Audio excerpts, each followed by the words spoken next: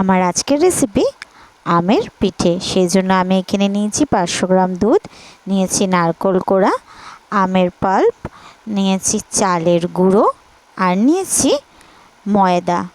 এবার আমি গ্যাসটাকে জ্বালিয়ে কড়াইটাকে বসিয়ে দিয়ে দিচ্ছি জলটার মধ্যে দিচ্ছি একটু নুন। এবার আমি এটাকে নাড়িয়ে জলের মধ্যে দিয়ে দেব চালের গুঁড়োটাকে, তার মধ্যে পরিমাণ মতন দিয়ে দিচ্ছি আমি ময়দা।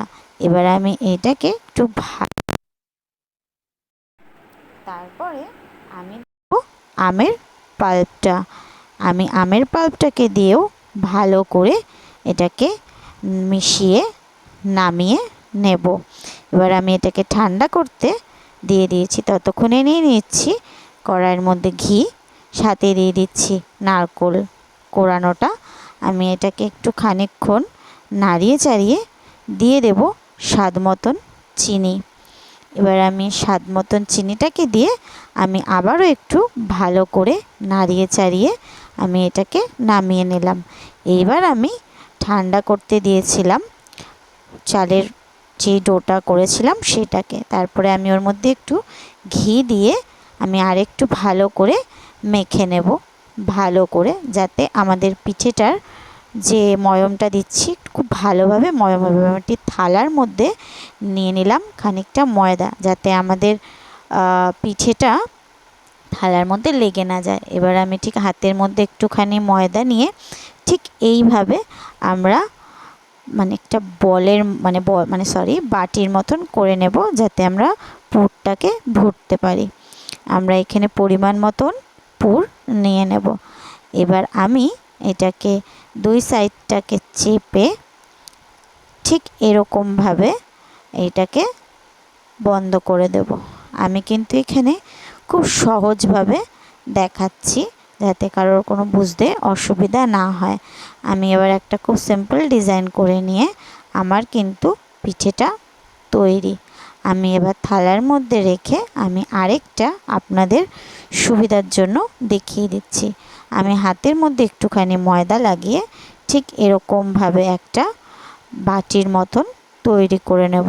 আমি সাইডগুলোকেই কিন্তু বেশি করে একটুখানি চাপিয়ে নেব।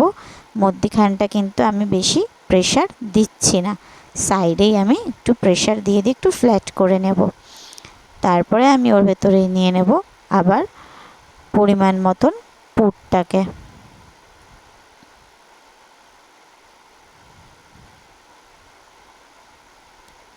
পরিমাণ মতন পুরটাকে দিয়ে আমি আবারও দুই সাইডটাকে এরকমভাবে চেপে চেপে বন্ধ করে নেব, যাতে আমাদের পুরটা বাইরে বেরিয়ে না আসে। সেজন্য আমি আবারও এটাকে ভালো করে প্রেস করে একটু চেপে চেপে নিয়ে আমি পুরোটা বন্ধ করে দিলাম। এবার আমি একে একে সব পিঠেগুলোকে রেডি করে নিচ্ছি।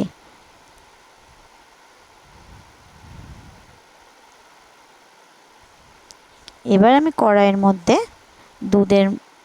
দুধটাকে গরম করে নিয়ে নিচ্ছি। ওর ভেতরে কিন্তু আমি একটু এলাচ দিয়ে দিয়েছিলাম।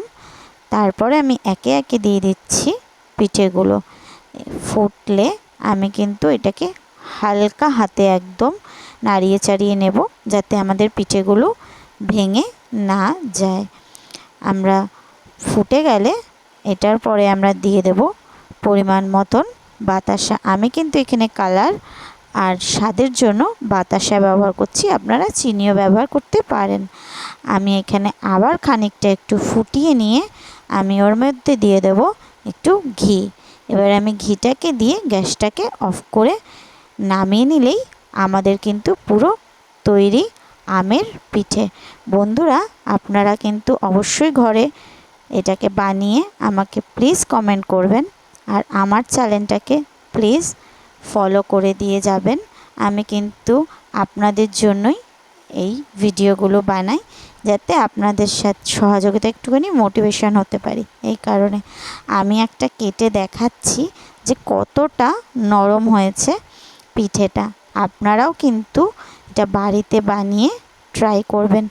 খুব সুন্দর হয়েছিল খেতে আমি ফার্স্ট টাইম ট্রাই করলাম, আপনারাও ট্রাই করবেন।